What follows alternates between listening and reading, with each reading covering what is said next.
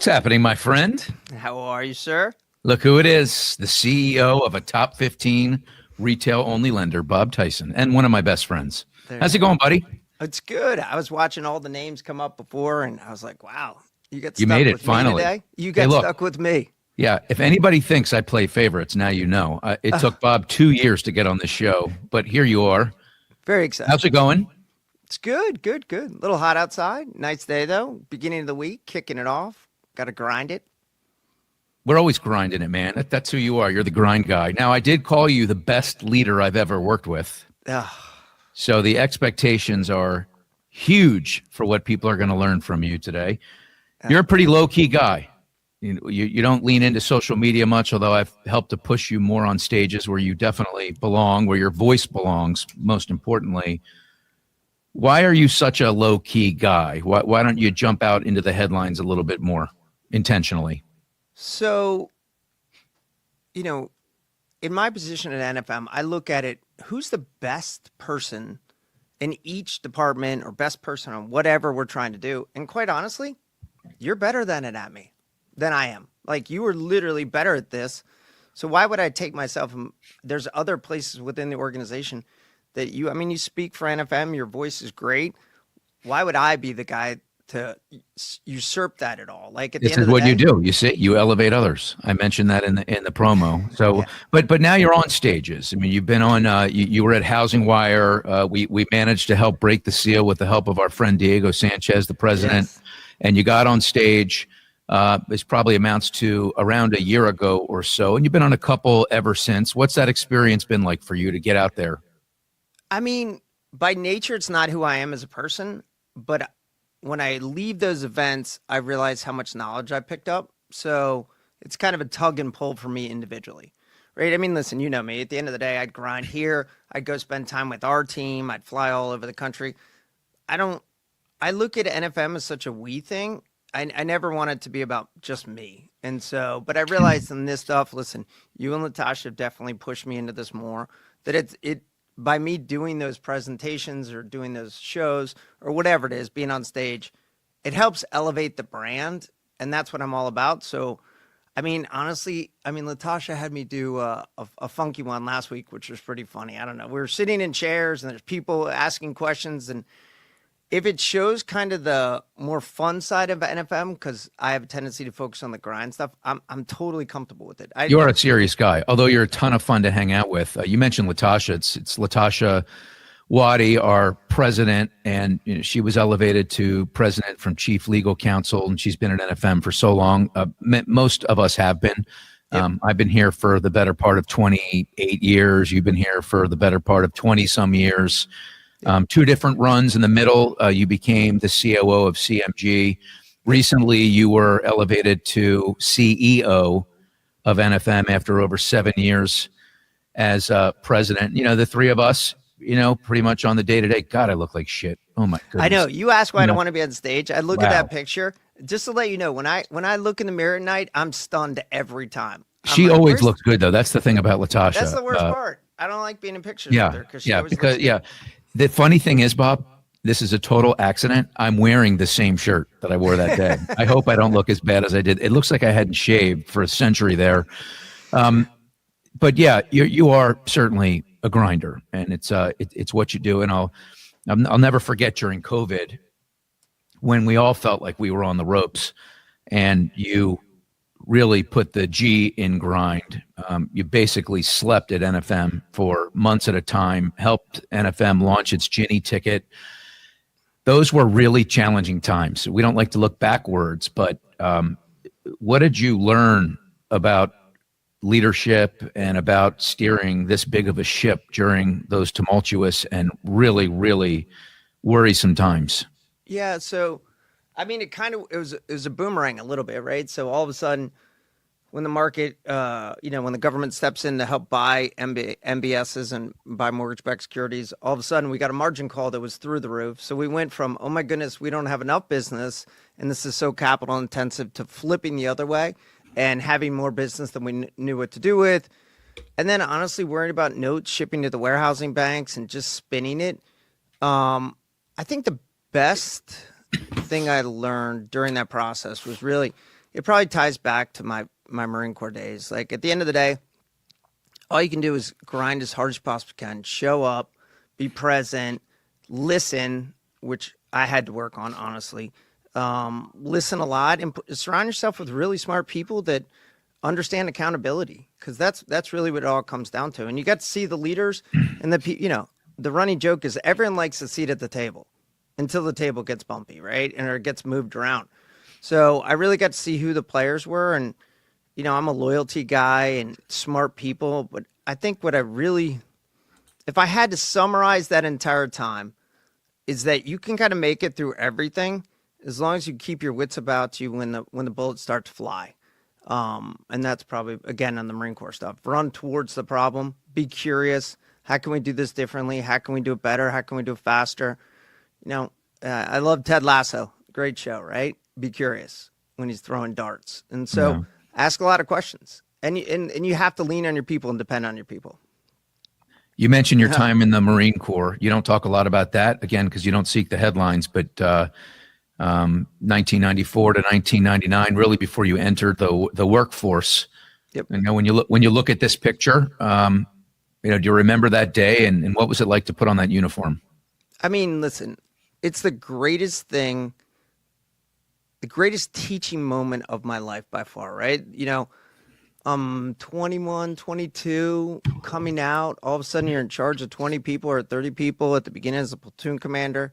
I do love that picture because my mom, it shows her, she's in high heels, and I'm about 5'10". She's in high heels and with her afro, she hits 5 feet in that picture. So, it's just, I had heard the Marine Corps, the basic school, and that entire premise. It's like getting an executive MBA. And so I enjoyed that. Obviously, the esprit de corps was huge for me. It is funny. My grandfather was at Omaha. I was born at Fort Knox, and my dad was Army also. And then I was the first person to go Marines. And they weren't too happy at the beginning, but they kind of came around. Did you already have the discipline when you went in there, or did you need it? Was that part of the reason you went? Yeah, I definitely needed it. I was an okay athlete. I played soccer and lacrosse in college, and kind of was smart enough to be able to kind of fumble my way through stuff. My claim to fame is my 2.1 GPA, but I was always able to figure things out. And then the Marine Corps kind of redefined it all because, you couldn't really hide. Either you were there at 5:30 in the morning, getting a workout, putting in the right time, doing the right effort, or your men would see it. And or your Marines would see it. And that was just something that I kind of it grew me as a person. How did it prepare you to be a leader? I'd say the best thing about the Marine Corps is, for me, you're under intense pressure making decisions. They have something down at the officer candidate school where they put an enormous amount of pressure on you. There's people screaming and yelling, but you have to, at least this during my time, you had to make decisions about solving certain criteria, solving certain problems. And I would tell you that pressure, and if you failed, you got kicked out. So that pressure under fire was something that I think has been something that's been very helpful, right? Like my goal is when it gets the bumpiest. I'm ironic. When the industry is upside down, when there's challenges, when there's issues, that's normally when can be the calmest. I'm trying to work on this, obviously, at 55. It's when it's not, and that's when I used to tinker, and I'm really trying to work around not doing that, right? Because my anxiety would get up.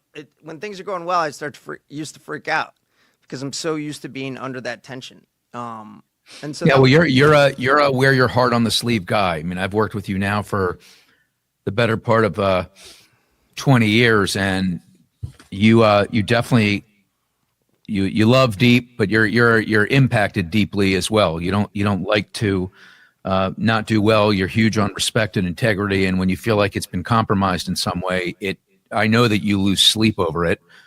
You and I have had many conversations over the years where we just feel like we've been wronged in some way, or something does not make sense, and we've bounced things off of each other. We've also had, I think, in the 20 plus years we've worked together, we've maybe had 2 to 3 arguments. Only one time did you threaten to come to my house and kick my ass. I don't know if you remember that. Do you remember that? I do actually. Dude, I got you so fired up. But it's been a lot of years since then. I would say that one of my finest moments as I was we've come heading a long into my way. garage. Yeah, well, look, you're a unicorn, and I challenge the industry. If there's another person out there, another leader we have in the mortgage industry that has all of these designations, former top producing purchase LO, that was you, deep secondary background, Marine, second generation mortgage guy. Your dad was a part of the group that founded Homeside, which later became Lower. You don't talk about that either. Yep. I mean, that's a lot. That's a lot there.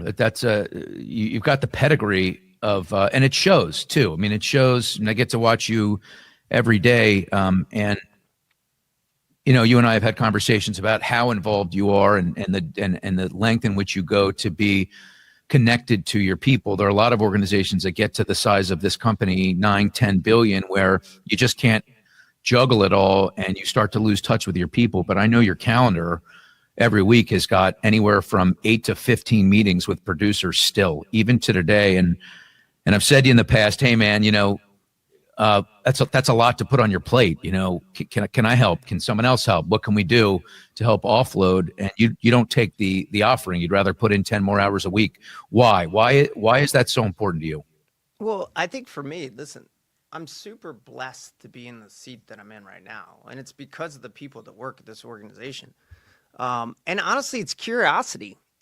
I want to know what's happening in the Pac Northwest. I want to know what's happening in Hawaii. I want to know what's happening in Texas. I want to know what's happening.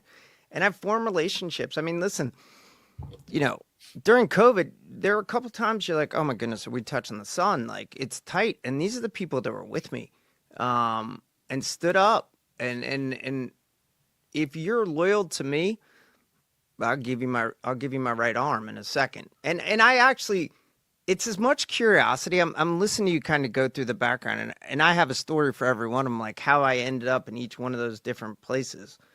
But it's curiosity. I mean, capital markets, I didn't like it. When I was an originator, I was doing FHA fallout business from NVR, and my dad had given me, him, Paul Shapiro, had given me this mentor. And actually, one of the underwriters, and I won't say her name, that works for us now was my processor. And I went out and I thought I had this awesome loan. And back in the day, I'm dating myself. I walk in with this giant file. I present it to her, and she's literally like, that's a piece of shit. Excuse my language. I don't know. Podcast, we allowed to cuss on podcasts? We're good, yeah. Yeah. That's a piece of shit. Throws it down on the ground. And I'm like, okay, I don't like that. I'm never doing that again. So I went and became a DE.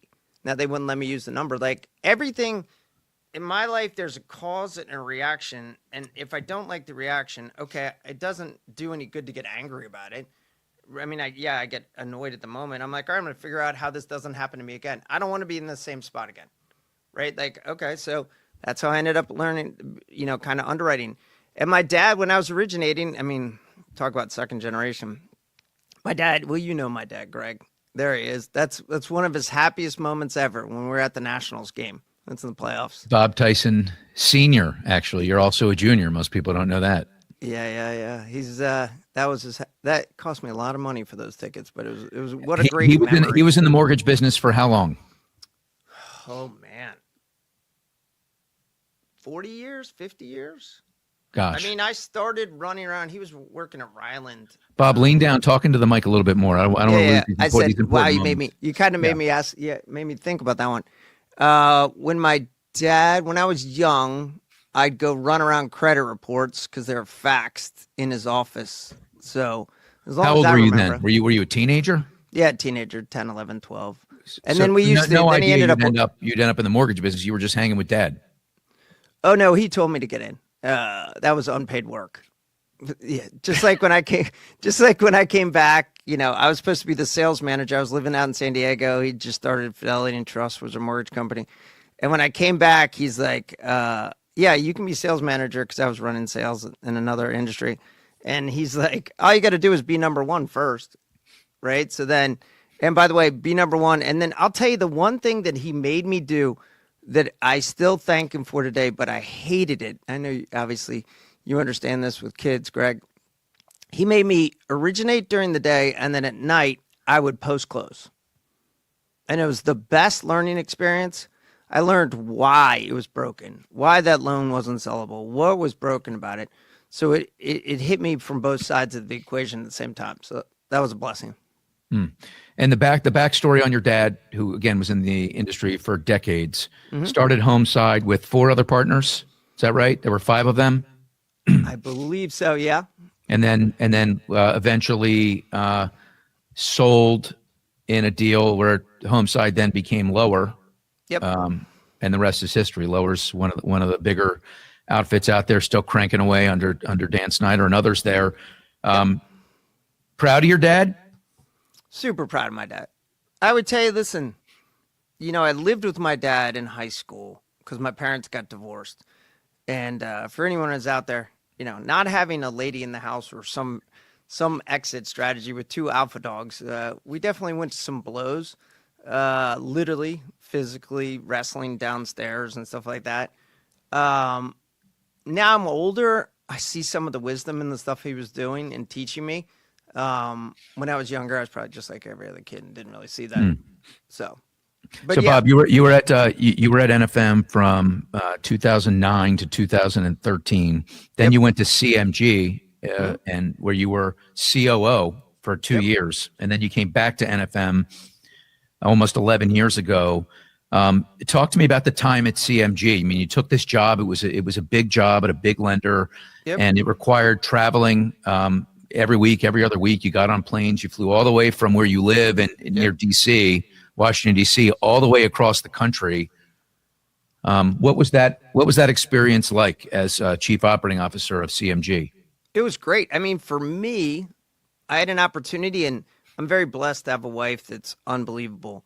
I'd fly out on Monday mornings at 7 a.m. and I'd take the red eye back or fly back Friday night for about 2 years. Either that or I go they had op centers and stuff. But what it really gave me was an opportunity. Again, it was curiosity. Okay, I'd never really seen wholesale. I wanted to be involved with a great guy named Adam Milstein that was running it. I'd never really seen correspondence with Terry Davis and AJ George and all those guys. So it just gave me it was the ultimate learning lesson. I look at that as an executive MBA program a little bit. They were definitely doing a lot of volume. I was super proud of the team. We had John Hummel. I mean, if you look at that kind of team that was there, they're kind of the who's who of some of the mortgage industry right now. And so just to learn, listen, my goal is to steal as much as I possibly can. You didn't even realize I do it with you. You're one of the most gregarious people that have ever been around in my life. I watch how you have relationships, and I will mimic it if I see points of the personality. So with the mortgage industry being out there, I spent a lot of time with Chris George. Still, I talked to AJ George this weekend. Like, those guys, they were great. It was a great opportunity for me. I would tell you that the reason why I left there wasn't because of CMG so much. It was more that Emma, Emma, my youngest, who's 16 now, she literally came in and started to cry and be like, Dad, can you please not go this week? So I figured I looked at it like in a deployment in the military. I'd done my 2 years, learned a ton, and hopefully that made me better at my next job. You mentioned Chris George. That is a big name in our industry. He is certainly a titan. What was it like working with him and seeing the way he leads his organization for those 2 years? I mean, I would definitely. Chris George is a grinder. Chris George is in the office every day. And on the weekends. Chris George, I learned a ton. He's very gregarious, great. I mean, what a great speaker. So I stole some of those traits from him.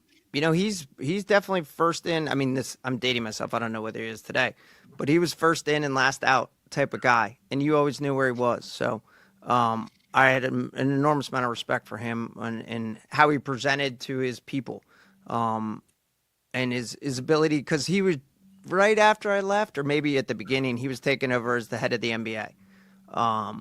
And I know at that time, I know one of your friends, unfortunately, is not with us anymore. He was talking to Dave Stevens a lot. So I got to meet Dave through that relationship, and that was a blessing also. All right, buddy, let's flip into mortgage conversation here. We have a lot to talk about.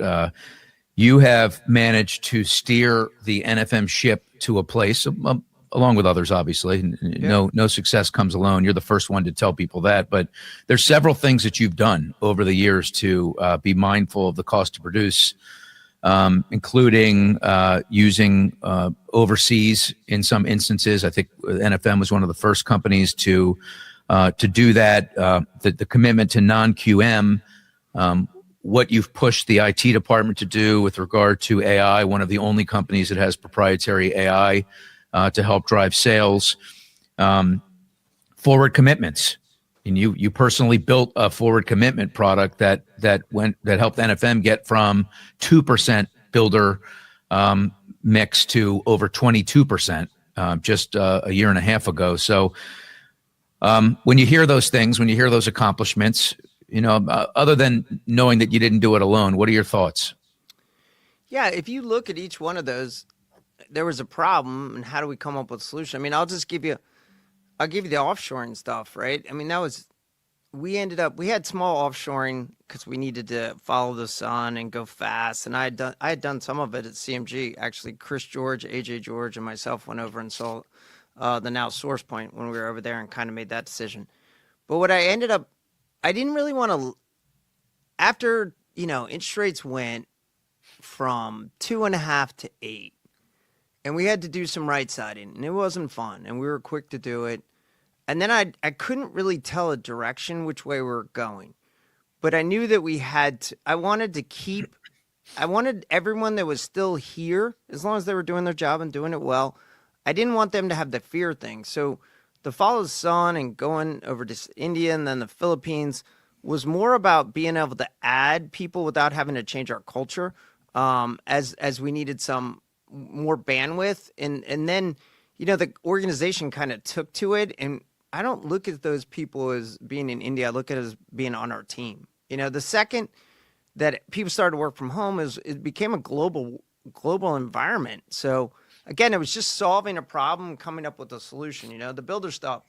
Okay, interest rates are going 8%. We have a super talented guy named Ryan Sandell that works with us. All right, Ryan, how can we do this to be able to spin it so that we're successful? And ironically, I screwed up one of the biggest builder forwards of all times when I was a loan officer. I made it a long-term, 6-month type thing. I put it on there and lost $1 million. So it's really being curious and trying to figure out, okay, what's the problem? How do we adjust? How do we be ahead of it? And putting super smart people in the room with you to help guide you, and honestly have them be part of the process. It's really it is a collaborative effort. At the same time, I would describe you as risk adverse. You're not a guy that's going to take a bunch of wild risks. They're all very calculated and hard thought out. Right. Yep.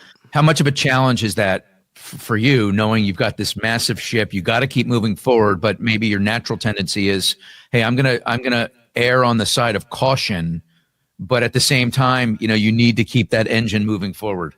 Yeah, I would tell you, listen, two things. One, I would say I don't view myself as super cautious. I view others, maybe the other person in this room, as being over aggressive. So we can call that even. I would say, listen, I love it. One of the biggest strengths that you have, Greg, personally, is you're constantly pushing me. And I've gotten to a place where if I can wrap my head around it, if I can figure out how it ends up, what's the worst case scenario and what's the best case scenario, and we kind of go, and I know that we have our off ramps and on ramps. I definitely have changed how I look at that. No question about that. And I give you credit for that. Yeah, well, you're being way too kind. No, you definitely listen. How many times have you yelled at me? We're being too. Everyone else is doing this. That's my favorite. Well, it's hard when you're. Well, first of all, I called you risk adverse. Push back. Are you not risk averse? Would you say that's an unfair depiction? Yes. Okay. I would say that I look at it from everything we do is risk modeling, right? At the end of the day, or you're right. I really enjoy non-QM. I think non-QM's unbelievable. It's part of the reason why I feel good right now. I mean, honestly, we haven't seen this much action coming from Wall Street, coming from funds, pushing product towards us since 2004. Now, am I risk averse if I say, if we do the exact same thing, right now we're at 80 LTVs roughly, right? If we start taking it to 100, yeah, that's going to change the dynamic. It's all how it's presented and kind of worked out. Like, I think non-QM right now is a super great product, and it all makes sense, right? I mean, I remember when I was at Bear Stearns, we were trading with Bear Stearns back in the day. Sorry, guilty. On never subprime, but doing no ratios. And I sat up there and there's 3 quant kids, way smarter than me. And I kept asking the question, like, I don't understand this. Like, help me understand how this 100% LTV on a stated income is going to perform long term. Oh, Bob, you don't know what you're talking about. Here are the metrics. This 24-year-old kid basically rolling his eyes at me. And so for me, if I can understand it, then I can get comfortable with it. And some stuff, I'll tell you, you would ask me that earlier. What is a learning lesson from leadership? If I trust someone, and this is taking me time. If I trust someone implicitly, then I have to trust their ability to make decisions. And even though I might not understand it, I mean, look, I'm not the greatest on technology as far as social media, et cetera. You're really good at it. So why would I get in your way and question you? Like, if you trust someone, give them the authority with the power, right? To be able to go execute what you believe in. So that's kind of my thought process. It's not that easy to trust though, right? I mean, especially when you've got the keys to the castle here. You make a few wrong turns and you might take on water. So I mean, how much different are you now? I mean, if you go back in your leadership journey when you first got the keys, how did you overcome that fear that hey, look, if I let go of control, if I take my eye off of all these balls, right, something could happen and I'm ultimately responsible? I would say it's definitely an age thing. There's blessings and curses to being 55 this year. I think that at the beginning, I was so scared that I would fail that I actually probably caused myself failure. I grew up, the old man, I never want to get in the mortgage industry because when I was in high school in the late 80s, oh, wow, that sounds old. In the late 80s, the savings and loans crisis hit. And my dad went from running a decent-sized mortgage company to selling water purifiers out of the back of his car, at my car at the time, which quickly became his car. So that while that's been a great motivator for me in life, it also has caused me at the beginning to also be a little conservative once we started to do okay, to not push the envelope a little bit. And listen, I think us as an organization have learned to push the envelope better because we're modeling things and we actually know what the outcomes could be. I'm totally fine if I understand what the end results could be. And the smartest people in the organization are sitting around a table or, looking at something, and we've modeled it and have off ramps either direction. I'm totally good with it. When it's fired randomly into the night and it just seems like a good idea because some other guy said, hey, he's done it, that's where I struggle. And you hear that a lot, right? You hear that a lot about, you've got to have this product or you've got to do it this way because the lender down the street is doing it, Correct. That way. Let's talk about that noise in the business. Okay. Some competition, paying 100 basis points or more for originators on last 12 months production. And, there's just a lot of noise out there. How do you look at that? How do you look at the LO that comes to you and says, well, they're doing it this way, we should be too? I would say, listen, first off, I'll listen to them because, you don't always know what everyone else is doing. And then I'll make a determination, like, you got to kind of be comfortable in your own skin. Now, if it's moving from 2 basis points to 4 basis points or some variable in between, I'll talk to you on this. If it's an LO coming over, I'll talk to other people like, hey, what are you seeing? Do we need to make this change? All right, let's change the financial modeling for the year, et cetera, et cetera. If it's just random noise, I become more comfortable kind of saying, okay, well, if I kind of flip it on them, if you're paying 100 basis points for a sign-on bonus right now for an LO, what's wrong with your organization? Like, I want people that want to be here for the long term. I mean, you know our numbers. They're pretty strong as far as turnover. Like I'm willing to invest Strong in terms of our ability to retain. right, correct. Sorry, yeah. I'm willing to invest time, and we have really talented people that I'm super proud of, and they'll interact with you. I think that's maybe one of the biggest changes too. I think that our exec team, I think that our ops leaders, I think everyone doesn't I hate the us versus them. It's the number one thing in the world that I hate. I hate it. I hate it both ways. I hate, sales, and we're all one team. And I always question if someone's having to pay that much over, what are you getting yourself into? Yeah. Like, I want right? people to know that this temperament that they're seeing right now is how you are all the time. It's one of the things that I enjoy the most about working with you and calling you a close friend is you're just very steady. You're always steady. Even in your lowest lows, you still remain even and steady. And I just don't know how many leaders of top 20, top 30, top 100 mortgage companies have the disposition that you have. And so it's part of the reason why I've been here for so long, really for the better part of 29 years. You and I have in common that we were here, left for a period of time, and then came back.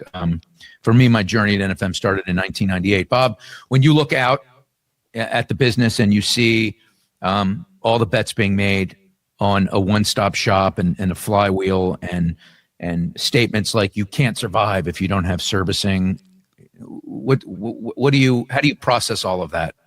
I mean, we've been dead so many different times over the last 30 years. I think sometimes listen, I'm curious about it. I think there's definitely technology. I think there's a race to that. I always like to see ROI, so I got to understand that. I think that, when everyone's like, oh my goodness, tech's going to change the world. There's no question. Tech's going to be a huge play. AI is definitely going to be impactful. But for us as an organization, that represents about 55% of our business. I haven't seen Jenny kind of jump into it too much. I haven't seen the jumbo players. I mean, shoot, we don't have half the guys aren't even set up for the new appraisal system that we're selling non-QM to. So I think I never see anything as black and white. And okay, where are we? Yes, there's every statement has some fathom of truth is what I would say. And it's how do you extrapolate that out of it? And why more the question that I ask then is when someone comes up and it's like, oh my goodness, we're all toast. We're all toast. I had everyone running around, what was it, 2 years ago, that the real estate agents, the world was going to change. Right, Greg? I mean, I was one of them. Yeah, no, I thought things were, with the NAR settlement, I thought that was it. I thought we wouldn't exist a year later, potentially. Was wrong. The one thing that I realized is so ICE just did a survey, ICE being mortgage technology, did a survey that 84% of the customers still want to talk to people. And so I think there's going to be technology definitely is going to make, if you look back, we didn't even have DU at the beginning of this when I first started in the business, right? So I think that it's always evolving. How do you get better every day? How do you do the little things? How do you make incremental changes? And then when are you smart when you can see ahead? And that's really what I try and get the most counsel. So you look at the industry right now and where we are, and you're running this company, and you mentioned about 10 minutes ago there was a period of time where you weren't quite sure whether we were coming or going in terms of momentum in the industry. Yeah. I don't know. I feel like we've kind of been there for the last 5 years. How do you deal with the psychological trauma of all the head fakes of seeing the pipeline start to swell up and rates head down and then boom, bombs start dropping or whatever, and all of a sudden you got to turn and pivot? Not very well. I went for a long run this weekend. You want the honest truth? I got to process it. I feel like sometimes I got PTSD. Okay, we went from everyone's happy. If you think about during COVID, right? Margin calls. Oh my goodness, do we have that much cash? Then to loan officers and everyone's super thrilled, but the back room's getting smoked as we're turning it, praying that the FedEx guy shows up and then we evolve a little bit on, some CDs and being able to do hybrid stuff. And okay, so that evolved. Then all of a sudden we go to an 8% interest rate. We're having to do reduction in force, and then we come out of it, and then you feel like it's going pretty well till about March, and then all of a sudden, interest rates are kind of doing well, and then all of a sudden you go the other way. I try and honestly find the good. I was, everyone's like, interest rates are coming down. I mean, how many times? We have the greatest refi plans laid out of all times because we've had 5 years to get them done. And then I kind of shifted my thought a couple weeks ago because honestly, we've done a nice job bringing on great new people into the organization. And for us, they got to kind of culturally fit for them to be a great fit for us. And, we brought on Homespire. We brought on some big producers at the beginning of the year.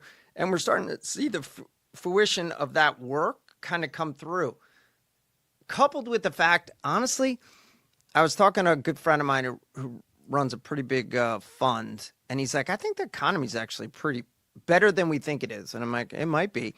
And then, so I kind of changed my thought process. I'm like, all right, so this is 2004 in my head.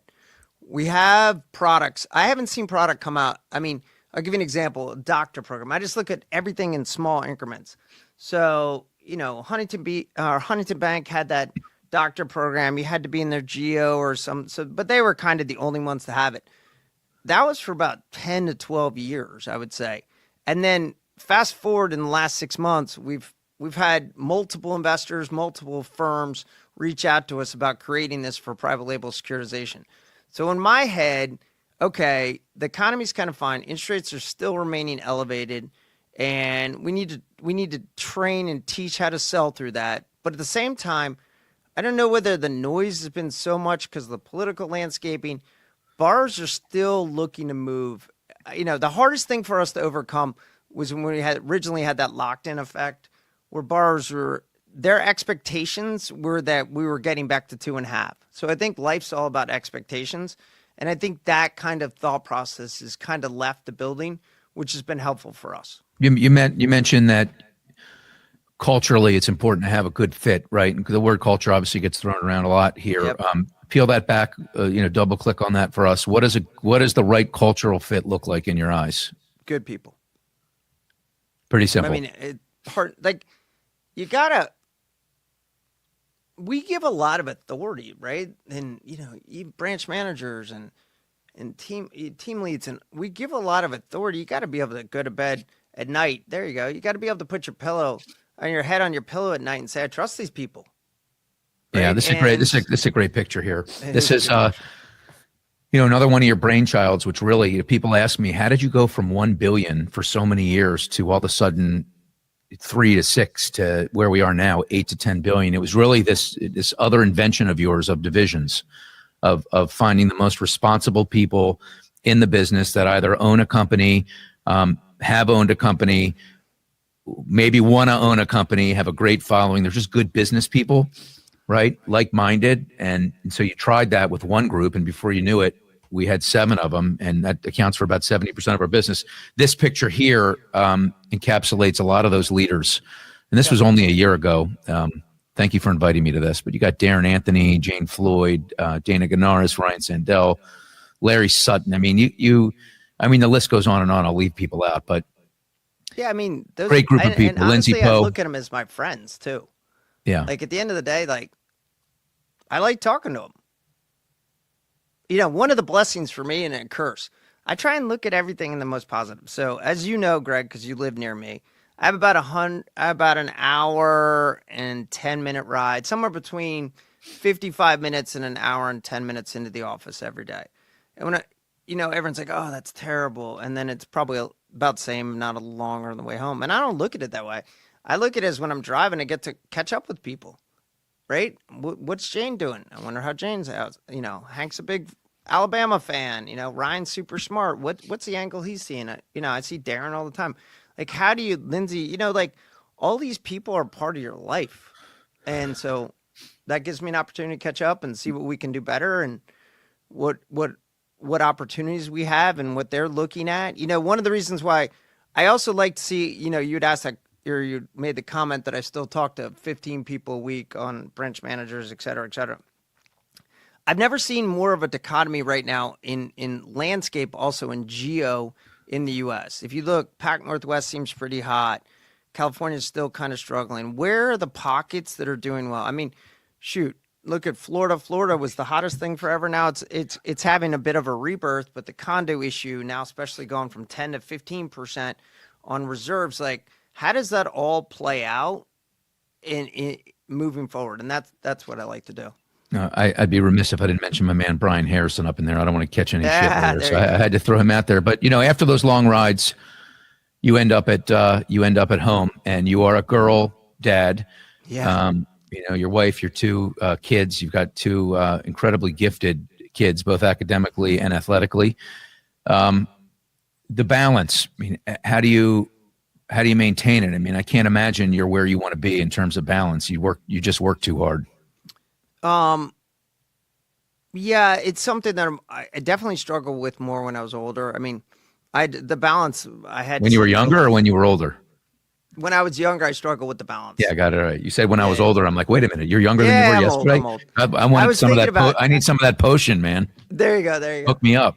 I was laughing because you'd asked me that question. I was thinking about that last night as I was telling my oldest Molly, who's home from college for the summer. I drew the line last night. I refused to watch the last episode of Love Island. I'm like, this is just it. This is it. But I mean, listen, Molly, we got up this morning, went and worked out early. Like I try and Molly's working here as an intern in the summer, volunteering, no pay, by the way, because I want her to grind in HR. It's like, and then on the weekends, I'll spend a lot of time with them. It's definitely, it's constantly balancing act. Probably don't do it as well as I should, but do the best I can. And I'm super blessed to have a great wife. I mean, Kate, your wife is a total superstar. By the way, a mega, mega successful executive in marketing and other realms with the Marriott Group for many, many years. I know she's back in the mix a little bit right now. They're sucking her back in, so Yeah. you got to deal with that. I mean, how blessed am I? My wife and I had that conversation. Like, there's pressure, but at the same time, it's blessing. Maybe that's why I was to your question from earlier about why I was risk averse more, right? So my wife makes the decision she's going to stay home, but she was still working in consulting, but definitely not going on her path forward. And so then I felt like I owned the responsibility to make sure my family was taken care of, and maybe that all tied together. Look at you gave me a therapy lesson today. Thank you. Well, time's moving so fast. I mean, you got a kid in college, you got another one on the way. And when you look at how fast time is going and how much you love this family. Yeah, it's great. I would say though, I thought the college thing was going to be really tough, and I definitely missed her. Everyone always, I always think, oh no, it won't be. Wake Forest, right? Yeah, Wake Forest. Yeah, she had just completed her freshman year and going back to sophomore. I mean, made dean's list. Two things that I learned out of that. One, when I went into her room and she was gone, I was like, oh wow, that definitely hit me. I didn't think it would. And then two, they have phones. It's very different than when me and you were in college, Greg.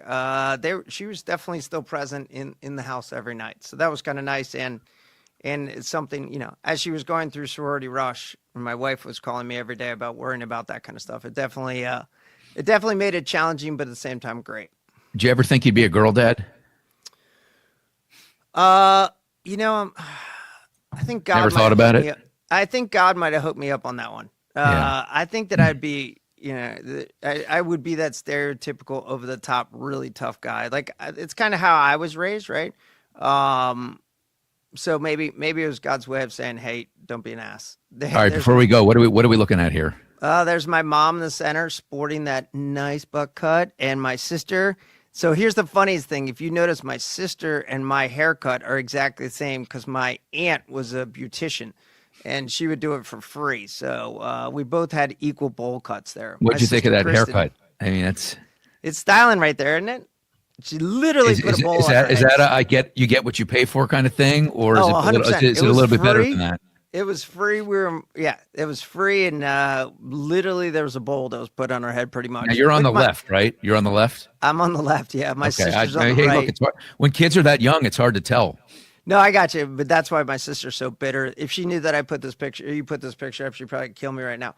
Yeah, that's my sister Kristen on the right. We're going to see you on some more stages here. I mean, you're getting a lot more looks now. You were just featured by CEO Magazine. I mean, you are getting the attention. I know you're not seeking it, but you're getting it, and people are asking more of you. Yeah, listen, I kind of look at it this way.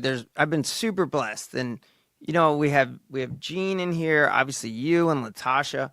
I mean, that I'll give credit. That whole picture thing from Latasha, she's been unbelievable at being like, hey, this is how we have to create some culture. Because I'm a little bit robotic when it comes to that. I'm not great at, okay, let's bring in food, let's bring people in. And you and Greg, I mean, you and Latasha have definitely pushed me in that area, and I've seen the fruits of that. So I'm like, okay, let's continue to do it. So if the right opportunities come up and you guys think it's good and I can add value, then yeah. Yeah, I just don't want to better be than Latasha Wadi, man. She is just the GOAT. She's so incredible. Is the GOAT. And that's the thing. We're all so close here. We're just great friends. Like everyone's secure in their own skin. It took us a while to get there, I think. And here's the whole team. This is our founder, David Silverman, who moved from CEO to chairman of the board. And of course, you, and another picture where I look like shit. I'm sure Latasha. Yeah, literally. You want to know why I don't want to go on stage? I want to throw up in my mouth when I'm looking at myself in that picture right now. Gosh. I'm telling you, I have a face for radio. I don't know what I was thinking wearing that sweater. And I look like a priest with I don't know what's going on here. Not that there's anything wrong with priests, but I mean, boy, that's probably my worst dress job ever. All right, Bob, look, we got to get to work, man. We got a company to run. This has been long overdue. Appreciate your leadership, your friendship. And I'm glad that my audience got a chance to see what's behind all the greatness here at NFM. Continued success to us. Yeah, I mean, thanks for having me on. I hope I entertained someone or gave one bit of knowledge somewhere during that interview. Well, we didn't get into your deep secondary knowledge, but there's only so much ground we can cover. Yeah, you can call Tom. He's smarter than me anyway. Exactly. All right, enjoy the rest of your Monday, everyone. Bob, thanks so much. Take care, buddy. Thanks for having me on. All right, see ya.